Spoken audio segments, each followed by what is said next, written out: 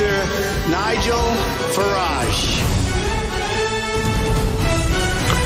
Thank you, Donald, and a very happy Thanksgiving Day to all in the United States of America. So not much news coming from across the pond today, but Theresa May, fresh back from her long meeting with Jean-Claude Juncker last night, gave a statement in Downing Street and then headed to the House of Commons, where she took questions for about 2.5 hours on the political declaration, which she has agreed with Mr. Juncker and others. It's a 26-page document, and she's been talking about it today. You'll have heard clips of what she's saying on the news. And tonight, I'm asking you, when she says to us that this future declaration is right for the whole of the UK, are you pleased, disappointed, or just more confused? And if you think it's great, she's getting all these agreements, it's wonderful. Call 0345 6060 973. Or maybe you think, as ever, nothing ever rings true. Text to 84850. Or maybe you're feeling a little bit confused between all these different agreements and what is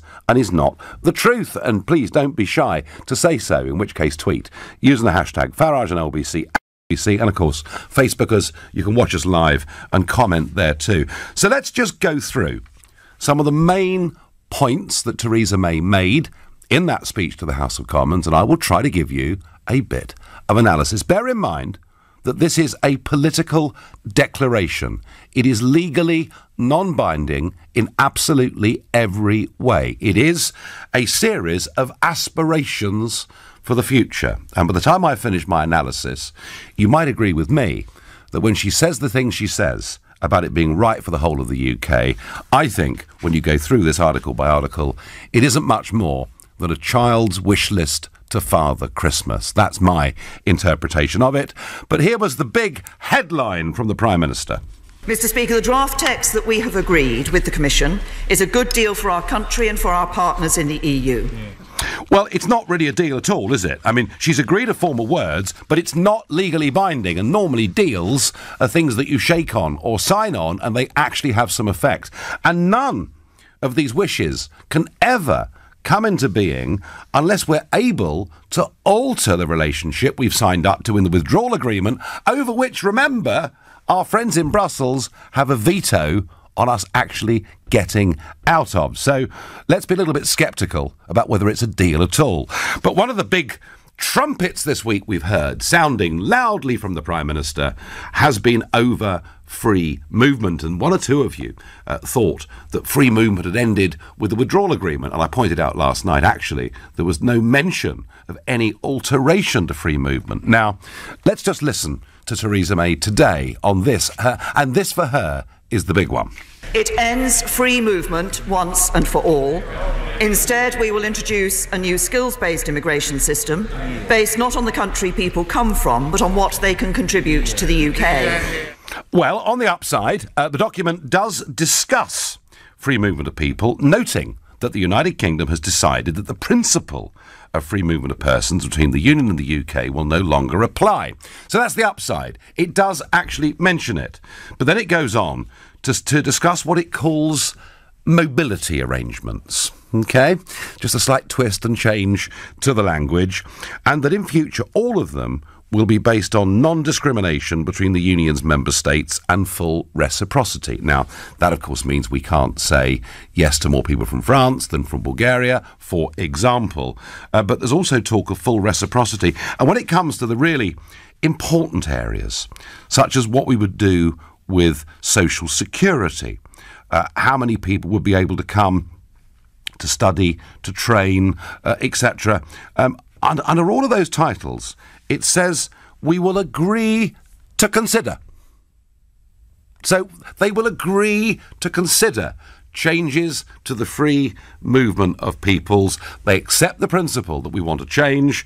But if you actually go through this line by line, frankly, I'm not so sure, unless you had a very strong UK government, I'm not so sure that anything is really going to change at all. So, all right, Prime Minister, I'll give you 4 out of 10. At least it mentions it. But the thought, as she says, that it ends it once and for all is, frankly, for the birds. Let's keep going. It ends the jurisdiction of the European Court of Justice in the UK. Yes, it does. Wow. We will make our own laws in our own parliaments here in Westminster and in Edinburgh, Cardiff and Belfast, and they will be adjudicated on by UK courts. That sounded great, didn't it? And as she said that, did you hear people saying, no, it almost became like sort of panto season? Oh, no, it doesn't. Oh, yes, it does. Well, again, she's using her words carefully. We'll end the jurisdiction of the ECJ in the United Kingdom. But, Prime Minister, and I mean, you must know this document better than any of the rest of us, because Article 83, here on page 15, says and talks about the future and says the deeper the partnership, the stronger the accompanying obligations are. With regard to the alignment of rules and the mechanisms for disputes and enforcement, including the role of the Court of Justice of the European Union in the interpretation of union law. So, even if we do sign up to some slightly different form of agreement with the European Union, at the end of a transition period, by the way that Monsieur Barnier has now said could go on up until and beyond the next general election, the principle already has been sold in this document that any disputes, any arguments over alignment of rules will be adjudged at the European Court of Justice. And Prime Minister, you've just told the House of Commons completely the opposite to that. But then, I don't know about you, I'm getting quite used to the Prime Minister saying one thing and signing up and doing quite another. Another huge claim from the Prime Minister is, of course, these huge sums of money she's going to save. And it means an end to sending vast sums of money to the EU, so we can take full control of our money to spend on priorities, really? Including our long-term plan for the NHS. Jolly good. Oh, isn't that marvellous? Absolutely marvellous. But, of course, remember, she's already agreed to sign up, give away £39 billion, and that's for a transition period that ends at the end of 2020. But she's asked already herself for an extension of a transition period into 2021, which takes us into the EU's next 7-year budget cycle. Even the Financial Times, not always on my side of these arguments, estimates that Britain's gross contribution for that year will be about 25 billion euros, call it 22 billion quid. And given that we're supposed to be leaving, how much of that are we going to get back? And then we get the idea that transition's going to go on to the end of 2022. So chuck in another 25 billion euros. And then you get the fact we can't leave these arrangements because they've got a veto. We could be paying money for the next decade, 2 decades. So I'm sorry, Prime Minister, the idea that we're stopping sending vast sums of money simply isn't true. This is, I'm going to choose my words carefully, duplicity. There we are. I'm being very, very polite. And on to what I've always called the acid test of Brexit. Are we going to take back, just as Norway and the Faroes and Iceland and every intelligent country in the world, are we going to take back our territorial fishing waters? Yes or no, Prime Minister? The deal would mean we leave the common agricultural policy and the common fisheries policy. Mr. Speaker, let me be absolutely clear about what this would mean for fishing. We would become an independent coastal state with control over our waters, so our fishermen get a fairer share of the fish in our waters. Oh, right. We have that's good, firmly rejected. We have firmly rejected a link between access to our waters and access to markets. The fisheries agreement is not something we will be trading off against any other priorities. We are clear that we will negotiate access and quotas on an annual basis, which we do as, now. For example, do other independent coastal states like Norway and Iceland. Yeah, but they charge. I mean, this is just weasel words. Yes, of course, the Norwegians and, of course, the Icelandics negotiate on an annual basis what foreign vessels can catch, what tonnage of fish in their waters, and they charge money for it because they're their fish. When she says we'll negotiate with the EU on an annual basis, well, we already do that every single December. And did you hear the weasel word there? A fairer share. Not we're going to take back what's ours, and then, we might be quite flexible with the French fleet, and provided they're doing it in a relatively environmentally sensible way, and we might charge a few quid for them to come. The EU had tried to tie us into something whereby they would virtually ban our fish from being sold in Europe unless the fleets had access. That hasn't happened. But, again, I look at this document. while preserving regulatory autonomy. So we're actually going to be in charge. But the parties should cooperate on the development of measures for conservation, management and regulation of fisheries in a non-discriminatory manner. So presumably that means that we can't discriminate too much in favour of our catch over the catch of the rest of the EU. Again, on fisheries, and we've heard this from her again and again and again, we're taking back control of our waters. Well, when, Prime Minister? And by the way, even if we did, at the end of this transition period in 2022, I wonder how much of the British fleet would still be in business. You know, we voted Brexit and we thought, and you may remember that flotilla of fishing boats that came from all over the UK, that came up the Thames and was screamed at by Sir Bob Geldof. But, you know, the hope was the day after Brexit, Article 50, within 2 years, we're going to start being in control of our own waters. It simply isn't happening. And then we go on to financial services. And it would secure new arrangements for our financial services sector, ensuring that market access cannot be withdrawn on a whim and providing stability and certainty for our world-leading industry. Some of the wording of this looked rather more sensible to me than much of the rest of the document, although it doesn't mention equivalence or passporting, which means we could be discriminated against. And finally, trade deals, the ability to conduct our own trade deals. So we would have the ability to sign new trade deals with other countries and capitalise on the opportunities in the fastest growing economies around the world. And we will be able to get on with this, negotiating deals during the implementation period and putting them in place immediately afterwards. Well, that all sounds very good, and yet you go to Article 23 under tariffs and it says one of the aspirations is to improve on the single customs territory. Now, you can, so we obviate the need for checks on rules of origin. You can interpret this how you want. Seems to me that if we're basically signing up long-term to be part of a customs union arrangement, that means they will be setting our tariffs. We won't be setting our own external tariffs, and therefore we will not have our own independent trade policy. Folks, once again, it is Theresa May standing up before the House of Commons, saying a lot of things she thinks that voters want to hear. But when you drill down into the detail, none of it holds true. You tell me, are you pleased, disappointed, or just more confused? Has my explanation helped? Have I confused you even more? I don't know. You're listening to the Nigel Farage Show here on LBC, and it's now 6:16. And by the way, with this political declaration, they don't have to give us any of this. Not any of it if they don't want to. Now, you've heard my response to this. Let's hear the leader of Her Majesty's loyal opposition, the Right Honourable Jeremy Corbyn. These 26 pages are a testament to the failure of the Tories' bungled negotiations. 19 extra pages, but nothing has changed. The only certainty contained within these pages is that the transition period will have to be extended, or we will end up with a backstop and no exit. It represents the worst of all worlds.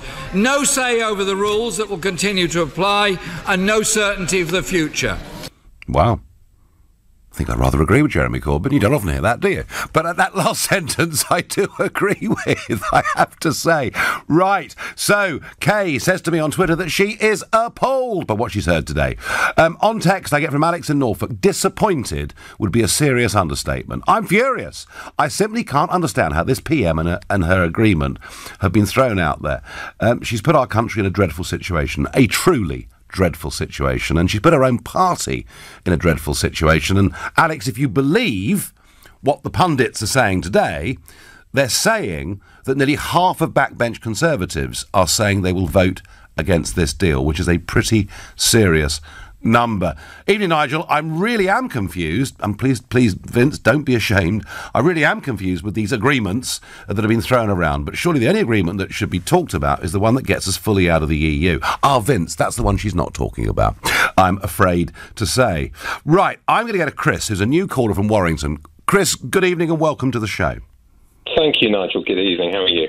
Well, I think you know how I feel about all of this. I think the whole thing is an absolute disgrace. I think this Prime Minister has been deceitful from the start. And Chris, you know, when we heard from Michel Barnier that it was the British Prime Minister that wanted, an extension to transition, that it was the British Prime Minister that wanted us fully in the customs union. And then when she said, this is the deal I wanted all along, and I did say this yesterday, I'm going to say it again, I'm beginning to think that when I had callers, Chris, a year ago, who said she was deliberately doing this, I called them conspiracy theorists, and I apologise. Yeah. I now think they were right, Chris. Yeah, well, that's exactly the point I was going to bring up. I mean, we all know that this deal and the extension of that today is so vague, it's absolutely meaningless, which, of course, the EU will use to their advantage mercilessly against us. I feel absolutely humiliated and ashamed to be British at this point. We are going to be the whipping boy of Europe in the future. And actually, it doesn't give us the Brexit premium that we voted for. I mean, she talks about a deep and special partnership in the future. I'm sorry I didn't vote for that. I voted for freedom and democracy. The common standards, the technical regulation and harmonisation. We didn't want any of that. Chris, let me just read something here. Participation in union programmes. All right? This is the intended participation from the UK in European Union programmes. Areas such as science and innovation, youth, culture, education, overseas development, external action, defence capabilities, civil protection, space, I nearly forgot, and a future relationship with the European Investment Bank. And I could go on, Chris. Basically, her aspiration, and we saw this laid bare with her Florence speech. We've spent 40 years trying to opt out of bits of the European Union. We vote to leave, and now she wants to opt back into most of it. Well, exactly. I mean, it's fine, one or two of those things. Basic research and science, for example, could be a good thing. Education cooperation with Erasmus programme and so on. But the problem is it's the thin end of the wedge, isn't it? Because she's using that as a mechanism to opt us back into all of these things, which destroy our competitiveness in the future and will not deliver us what we all voted for, which was to be out of all of these things. Chris, I couldn't agree more. I am, and you used the word ashamed. I've got American friends, Chris, one or two quite senior ones, and a lot of my American friends say, what has happened to your country? How can you, this great nation, be behaving like this? It is pretty shocking. What happens next, Chris, in your own view? Well, I actually think there will be two impacts from this. I think you'll see emigration go up. I think people will leave the country. And, some people perhaps have the financial means might do that because they're just sick of it all. And I think also, quite worryingly, you'll see some very bizarre voting patterns. We risk having a Marxist government under Jeremy Corbyn, or indeed lots of people just not voting. Chris, it's the abstentionism that I see, absolutely. Chris, great call, thank you. Edward on Facebook says, Theresa May appears to be intent on destroying her own party. She's having a really good go, Edward, isn't she? And don't forget, David Davis said that this would have dire electoral consequences, and I genuinely think that he's right. David says to me, Nigel, are we on the Starship Enterprise? I hear the words, it's Brexit, Jim, but not as we know it. Very good indeed. Marcus is a new caller from Canary Wharf. Good evening, Marcus. Hello, Nigel. It's great to speak to you at last. Good to speak to you. So what do you make of it all, Marcus? Well, I don't know. I'm confused about various aspects of the negotiation generally. And I think we all are to some extent, but go on. One thing particularly is that is the Irish border issue, which seems to have somehow become the central issue that the whole process has been based around. Well, I tell you what, if you read the Good Friday Agreement, it doesn't actually say anything about the border or border controls or taxes or tariffs. So I don't understand how, even if we had a hard border, it would contravene the Good Friday Agreement, but that's what we keep being told. Well, that's open to debate. There is a mention of the border and people moving freely in the Good Friday Agreement, but you're right, there's no specific mention of tariffs because at that time we were all members of the European Union. I'll tell you what's fascinating, Marcus. Now that she's sold the pass, now that she's signed up to the withdrawal agreement, even Mr Varadkar, the Taoiseach, the Irish Prime Minister, has been saying in the last 2 days, even in the event of no deal, there will be no hard border in Ireland. So you've actually got the Irish Prime Minister now saying there is no problem, we can sort this out, there are technological ways through it. I've even got in my files a European Parliament report from 18 months ago looking at the border and Brexit and saying there's no need for a hard border, there are technological ways of solving this. But you know, this is, in a sense, Marcus, this is what she signed up to that day she left Downing Street at 4:15 in the morning to meet the deadline set by Monsieur Barnier, and we've been stuck on the hook ever since. Yeah, I mean, I just don't understand it. And another thing that I find most disturbing about the proposal that's just come out is the restriction on leaving, which I think is the restriction on leaving the customs union, that we have to have the permission of the EU. I'm not sure, for one thing, how that would actually work in practice. I mean, if we wanted to tear up an agreement, I mean, Donald Trump's done that with the NAFTA agreement and the Iran agreement. Could we just tear it up if we really wanted to? Do you know, Marcus, the absolute truth of this is that you can do what the hell you like if you've got political will. But I don't see much of that around in politics in this country. And, you know, is this customs union that we've signed up to? I think she intends it to be permanent. Otherwise, she would not have signed up to Article 23, looking ahead to the future, improving on the single customs territory. Marcus, I think we're all confused as to why she's allowed Northern Ireland to become the problem that it has. But I'm afraid she has. I thank you for your call. Ben's a new caller from Orpington. Good evening, Ben. Hello, Nigel. It's an absolute pleasure to talk to you. I have to say that I'm not too sure why you're surprised at any of this. I didn't say... Actually, Ben, I'm not surprised. Ever since Chequers, I've just been getting angrier and angrier. So, no, I'm not surprised. What I tried to do in that first section tonight was to go through what she says and go through what this report says and point out the differences. But, hey, we're getting used to this, aren't we? It is all just hot air. It's been like this since before Cameron tried to get his special deal through to try and convince us all to remain in. And I think part of the problem is it's the same civil service that are doing all the negotiations. And I don't know why anyone thinks Jeremy Corbyn will get a better deal, because they're going to have the same civil servants doing the same job as well. So I really don't understand it, but I think it's all just going to die away anyway. I think it's the withdrawal agreement's going to get canned before it even gets presented to Parliament anyway.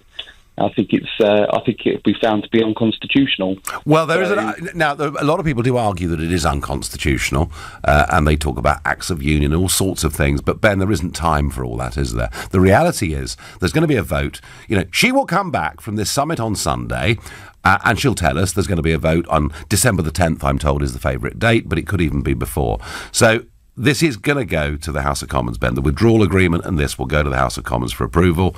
It looks at the moment like they won't get approval. Ben, I've got to run. You're listening to the Nigel Farage Show here on LBC at 6:30. And well, Mrs May says this deal is right for the whole of the UK. And I'm telling you, it's just a promise. Corbyn calls it a load of waffle. They haven't got to deliver on any of it. And the way it's been presented in the House of Commons and the reality of what it says in this document are two different things. But I'm appealing, please, someone tell me it's a great idea. Now, Hugo on Facebook says, I think tongue-in-cheek, I thought Leave voters wanted to stay in the single market but also be free. No, Hugo, you can't have both. And that's why every leading figure in the Remain and the Leave campaign said we'd be leaving the institutions of the European Union, and the single market was referenced very often. One or two of you are sort of vaguely supportive. I think it's very amusing that you're even allowed to criticise Theresa May. Oh, really? Should I be locked up somewhere?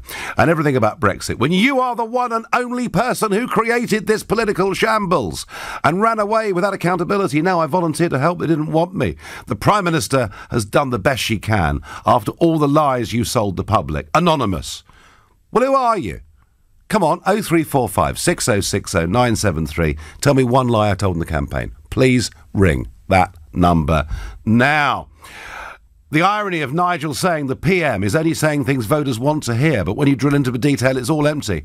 All right, Rajpal, have a go if you like. But please, what we're talking about here is what the Prime Minister told us today. Paul is a new caller from Beckenham. Paul, tell me I've got this wrong. Hello, Nigel. Good evening. To you. Let me just start off by saying I wish to God you were on the Remain campaign. We wouldn't have been in all this mess at the moment. We'd have definitely won. Well, I'll take that as a compliment, Paul. Thank you.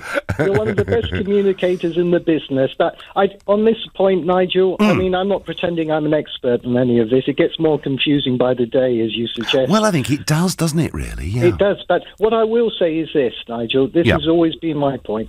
I still have implicit faith in Theresa May. I do think she's a pragmatic politician, and I really do think, she's committed. I can't see anybody else getting a better deal. You talk about people like David Davis, Boris Johnson. I just don't think they're up to it, and I think she's trying her level best to sort of get us out. She's reflecting the result, don't you think, of the referendum, the way it broke out, 52-48. She's trying to give a bit here and a bit there. But, I mean, Paul, I don't call capitulation a good deal, and she literally has capitulated on virtually everything in that withdrawal agreement. And it's the withdrawal, and I know it's confusing with all these different documents, but it's the withdrawal agreement that has legal effect and that matters. This is this is, as I said before, it's a child's wish list to Father Christmas. It isn't really much more than that. And Paul, let me put this to you. She repeatedly, from becoming leader of the Conservative Party, from laying out the Brexit approach at Lancaster House, all the way through to her general election campaign, indeed the manifesto on which she stood. Again and again and again, we're leaving the European Union, the single market and the customs union. And she has completely turned her back on those promises, Paul. But don't you think, I just saw some of the clips of her today in Parliament. I mean, she's trying to get across the point that this is not going to happen overnight.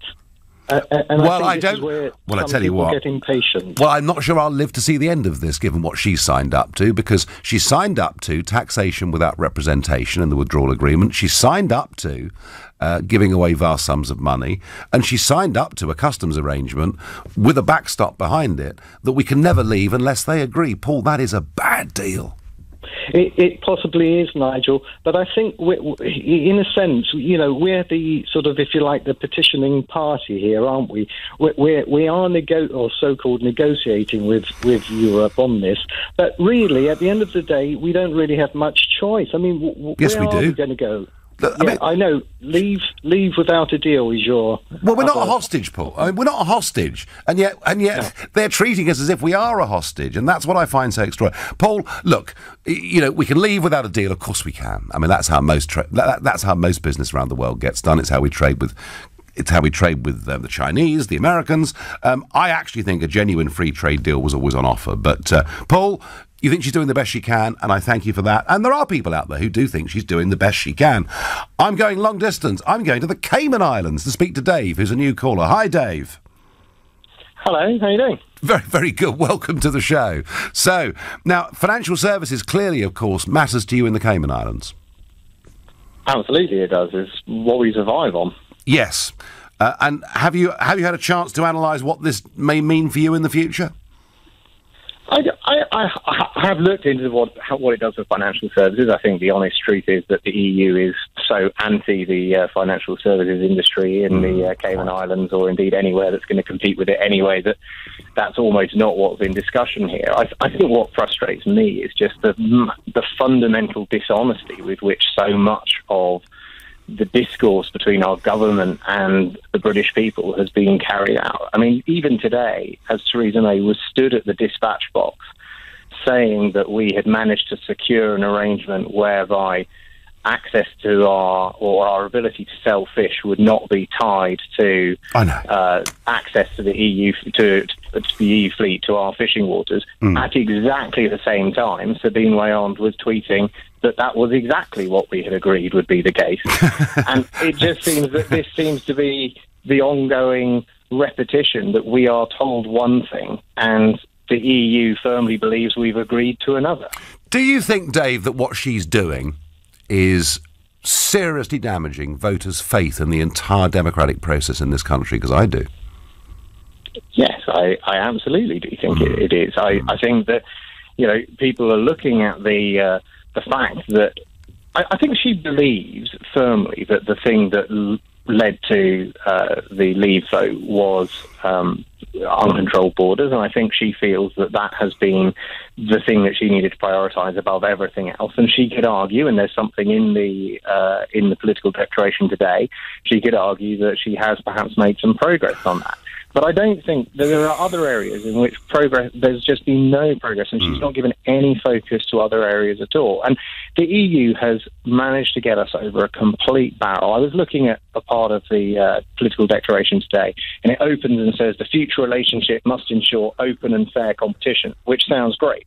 And then the entirety of the rest of the article, this is Article 79, goes on to talk about the fact that, in fact, there will be a level playing field regarding state aid, competition, social and employment standards, environmental standards, climate change, relevant tax matters, everything else. They are determined to ensure that we cannot compete on anything. Well, and Dave, you really are going to have to wash your mouth out with soap and water. You've sworn twice on this programme before the watershed. You've used the word compete.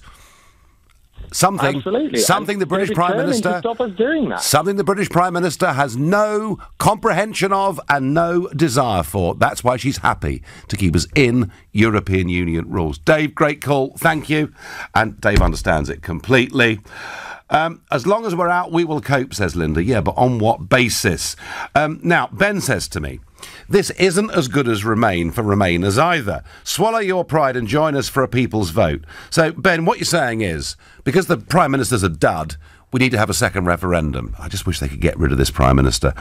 Peter is a new caller from Cardiff. Peter, what do you make of today? Hey, Nigel. I've never spoken to you before, but I'm actually a die-hard Brexiteer. I was 6 months too young to vote in 1975. Right. But I would have voted to not join.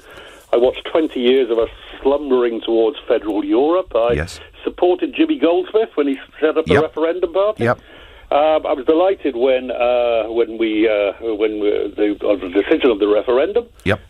But always suspected we'd end up in this mess. I didn't think they'd put anything other than an almighty bad deal on the table.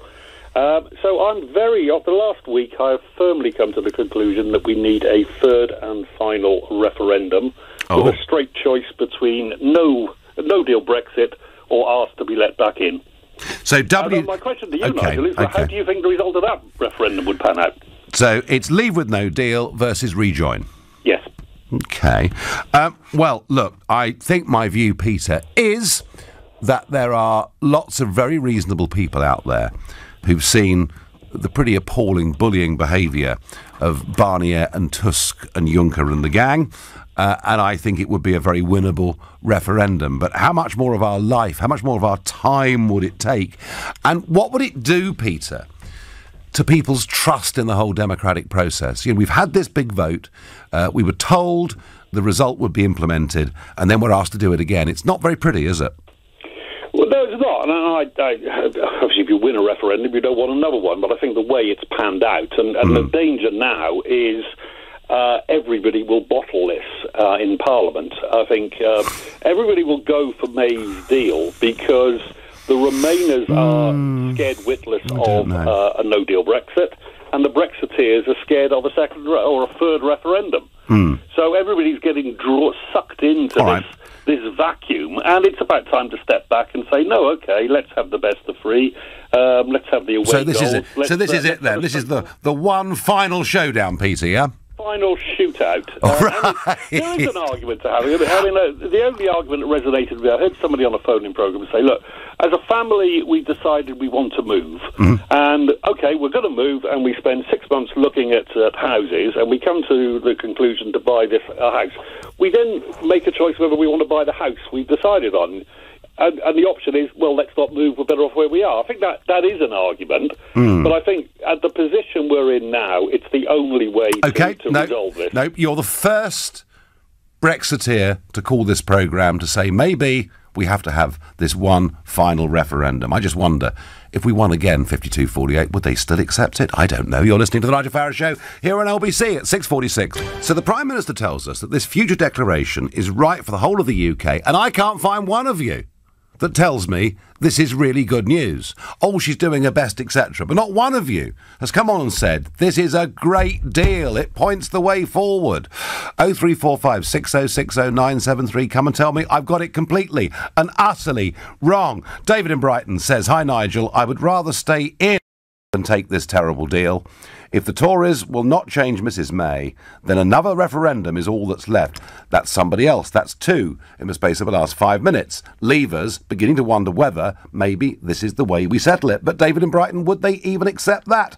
Of what possible relevance is she's doing the best she can? This isn't the bloomin' egg and spoon race. The nation's future is at stake, for goodness sake, says Michael. I take the point, Michael. I'm going to Paisley in Scotland, speaking to Paul. Paul, good evening. Good evening. I'd like to say this is a fantastic deal. But okay. I can't. Right. Okay. But the thing is that I'm no Tory in any way, shape or form. I've been anti-Tory all my life, right? I still am. But I can't see any other thing that she can do, because she doesn't want to get out of Europe, right? And she's got to do something to show that she's doing something, and this is it. I think that really they should just say, right, we're going to stay in it. For the best of the country, we'll just stay in the European Union. Oh, what? And forget... Paul, come off it. And forget... come on, you can't ignore the referendum, Paul. Well, I would if it was for the best of the country, because she's damned if she does it, she's damned if she doesn't. She's not going to be Prime Minister long anyway, you know, and nobody's going to vote the Tories in, whatever the result of this comes, whatever deal she gets, right? Nobody, they're going to lose the majority of people that vote for them, because nobody trusts them anymore. You can't trust a Tory as far as you can throw them. And as far as lying, but Paul, you are a self-professed anti-Tory. But I tell you what, a lot of people, Paul, do agree that this is going to do them irreparable damage. So do you think? Let me just ask you, Paul. Is it your view now that it would be better to stay in? Well, I think it was always my view it was better to stay in. Okay. We voted to stay in Scotland. It was England and Wales that voted to come in. But we're a United Kingdom, Paul. Yeah, we're not. We're a United Kingdom in name only. Scotland has always been an unequal partner in this United Kingdom. You know it, Nigel. Even when they talk about it, you hear people talking about it, they go, well, it's the best deal for England. We'll get the best deal for England because they think England is Britain. We don't feel equal to Britain up here. We'd rather get out of Britain. You don't get out of the That's United not Kingdom. true, Paul. Now, look, Paul, let's face the facts. You lost the 2014 referendum on separation from the UK.